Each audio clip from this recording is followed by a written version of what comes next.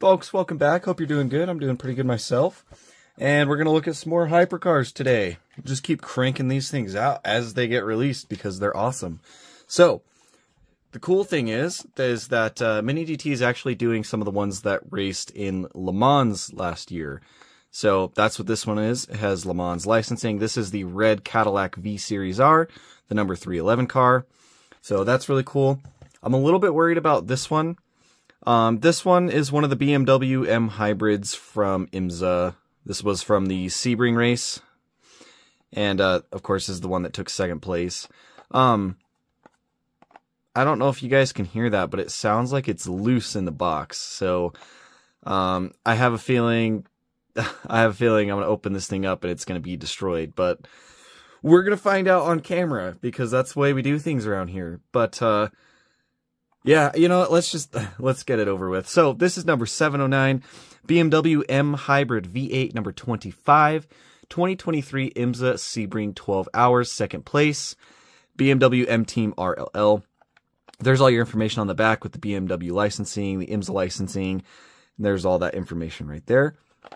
So, alright, moment of truth.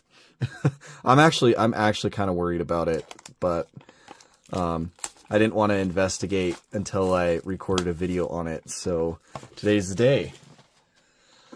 Oh, please don't be damaged. Please don't be damaged. Please don't be damaged. So far, so good. Okay, it looks okay. I don't see anything wrong with it. That's so weird. I wonder... Oh, I can see now. It shifts around in the packaging. Is this not the right packaging for this car? Oh, should I go? I'm gonna go grab the. I'm gonna go grab the other one and see if it was the same way. Because I'm curious. I think it's sitting right here. Yeah. Yeah. It's. Oh no, that's the Acura. Here it is. Yeah, this one's the same way. This is the first one. The number 670 and. It's the same exact way. So, Mini GT did not do a very good job molding these, and they're able to shake around freely in there, which is kind of scary. But luckily, nothing happened to it. It didn't break or anything. So, I guess that's good. But gosh, that should not be like that. But yeah, I mean, aside from that, everything looks good on it. I don't see any broken pieces. I don't see anything bent or missing. Everything appears to be sound. So, that's good, but we have looked at this casting before, and this one's not too much different. Obviously, it's going to have, like, a different number, but I think all the sponsorship logos and everything else is pretty much the same. You've got the IQ logo on the front right there. There's your BMW GTP stuff, number box. The carbon fiber looks good on the front. Oh, actually, no, it doesn't. Look at that. So I wonder if that's from it banging around in the packaging, but if you can see right here, there's like a big chunk taken out of the paint. Like a big scuff scrape mark that literally just took all that paint off right there. And then there's a little smudge right there as well. So, that's not good. I can't imagine that's supposed to be right there. So yeah, that's unfortunate. Everything else appears to be alright. Oh my gosh. You know, and this is the thing that I tell you guys, and we discussed this a while back in the video I made about quality control, but like you shouldn't have to worry about finding flaws when you open a model. You shouldn't open the box and say, "Oh man, I hope there's nothing wrong with it." Like that's horrible. That's a horrible way to, you know, that's a horrible unboxing experience with these cars. And it just sucks to open up a model like that and have, you know, big ugly paint issues. But I guess it is what it is. But I don't know. Anyways, the actual car casting, paint job, tampos, decals, it all looks good. You've got the Michelin tire printing on the side of the tires, which is phenomenal. You got your little number box right there, BMW and IQ logos, along with the WeatherTech number box and whatnot. You've got the carbon fiber patterns that go through it, as well as the carbon fiber pattern that goes around the headlight. You can see all the LED detail in there. Looks really nice. The headlights, they did do a good job. And then you've got your big grills up here, the red and the blue. Looks really nice. On the windshield banner, you have BMW M Motorsport. You also have the name of the drivers on the side right here. In this case, there's 4 of them. The cockpit looks good. The windows are nice and clear. I don't see any issues as far as like these little doors not being on secure. I know some people have had issues with some of these hypercar castings with the cockpit, but this one appears to be okay. You've got this little arrow thing on top. That is just going to be hard plastic. It's not rubber like the mirrors are. The mirrors sit right on top of these front wheel wells. They look pretty nice. They are rubber, and they're done in red. And yeah, it's a really cool livery on this car. Like the actual car itself is really nice, despite any quality control that we have on the models. But you've got your Shell logo right there. This really nice like blue, red, white, and gray striping. It looks cool. You got the BMW M Motorsport logos on the spoiler. You got the massive fin that goes all the way back to the rear of the car. Taillights look pretty nice. And the fin is actually centered pretty well. It is vertically mounted. It's not crooked or anything, which is good. I have had issues with that in the past as well. But all in all, it looks really good, except for that weird paint issue. These cars do utilize a lot of decals, as you may know. That's been kind of a hot take. Like all the stuff in this channel that goes all the way back is decal. The carbon fiber printing and stuff does actually appear to be prints. Like the number box right here looks like a print. The IQ is a print. I think the BMW logo is a print. So a lot of the stuff is printed on, but there is some stuff you can kind of see. It's like got that weird like orange peel shine to it down in here. And that's going to be all the stuff that is decals and not actual like pad prints. And it looks like the stuff over here is tampos. So like you have this like blue and gray thing right here. That looks like tampo work.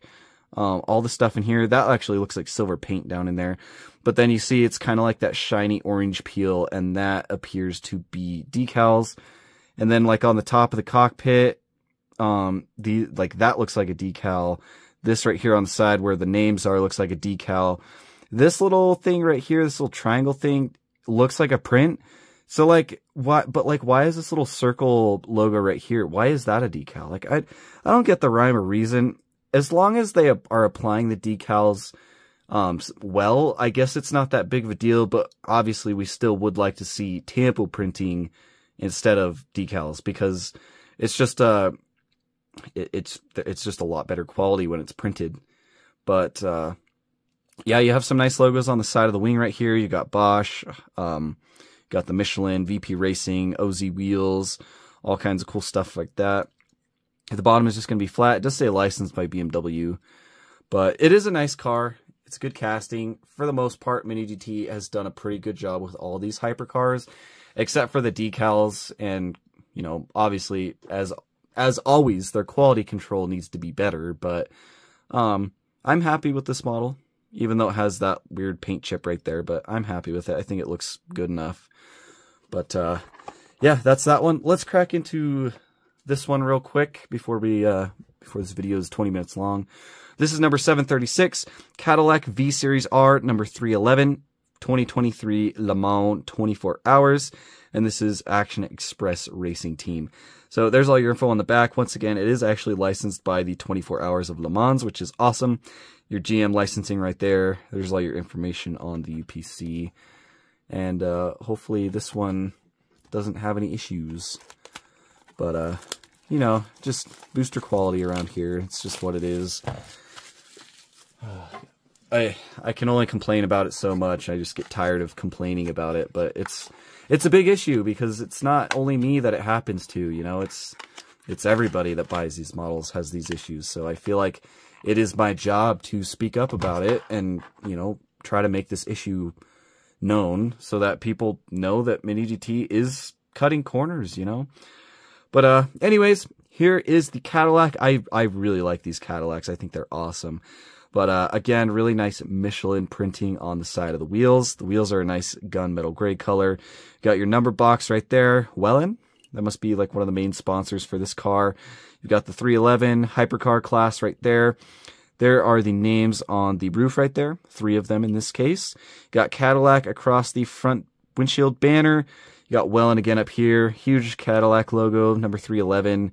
I think that's the WEC logo. In fact, I believe that is the WEC logo because Le Mans is part of WEC. And yeah, it's the E is kind of like smudged out. So yeah, this one didn't get the pass for quality control either, but you do have the US flag right there. As far as the front end goes, it does look nice. The headlights are nice, clear acrylic. You can't really see a ton of detail behind the lenses, but I think it looks pretty good. You've got your little LED lights down here as well, right next to these large little arrow bits, the canards. And yeah, I mean, looks pretty good. Got some sponsorship logos right there. And then pretty much the same on this other side. I don't think there's much difference. On the back right here, you have Mobil 1 and Michelin and some stuff down here. Couple things on the side of the wing right there, which is done in like a carbon fiber, which doesn't look too bad. You've got Welland on top of the rear wing, which looks terrible. And here's one of the reasons why decals are bad, like we were just talking about earlier. You see that bubbling right here on the end, and then there's like some like what appear to be like splatter marks everywhere. That is the decal bubbling up. Usually Mini GT always does decals on the wings. Sometimes they do print them, but that's one of the reasons that we try to avoid decals, is because they bubble up and they get paint rash and, you know, orange peel, and sometimes they even just like start lifting up and off the model. And so it's just not a good practice, especially when these cars cost, I don't know. Some of these hypercars are going for upwards of like $17, $18 now. And depending on what your region you're in and what suppliers you have, it might be even more than that. Like I think these go for like 20 pounds in the UK, which that's almost 25 US dollars. So it's for the amount of money that we're paying this, I would expect a quality product from Mini GT, and they're just, I don't know. I feel like I have more problems than not with these hypercar castings. And yes, they're amazing cars, and I'm glad Mini GT's doing them, but come on. That spoiler looks just terrible. And speaking of decals, on this one, you have these channels on either side of the center of the car right here, and all of this stuff is decals in here. You can see the outline of the decal right here. So it's kind of squared off right here. Everything behind that down this channel is a decal on both sides. And it's an ugly difference. And you can see like there's like air bubbles and stuff in this side, and you know, like it just looks bad. It's not smooth. It's like the whole thing is just orange peel, because that's what it is. I mean, they're basically just stickers. It's basically putting a sticker on the car instead of actually printing it on with ink, you know? So I'm disappointed in these, and you'll probably know that ahead of time by the title, because I'm just tired of this. But I don't know. Buy them if you really like hypercars. If you want a model that's perfect quality, then I just can't recommend this. I can't anymore. I will collect them because I still do love Mini GT as a brand, and I do like these hypercars quite a fair bit. But I can't. It's getting harder and harder for me to recommend this brand to people. They're just oh my gosh, you guys, Mini GT is going downhill, and I don't want to make another rant video about it, because you know we just did one, and I don't need to, you know, I don't need to kick a dead horse. But come on. And the fin that goes to the back wing is also pretty crooked on this one as well. So there's that. But I'm done. I don't even want to go over the rest of the details on this model.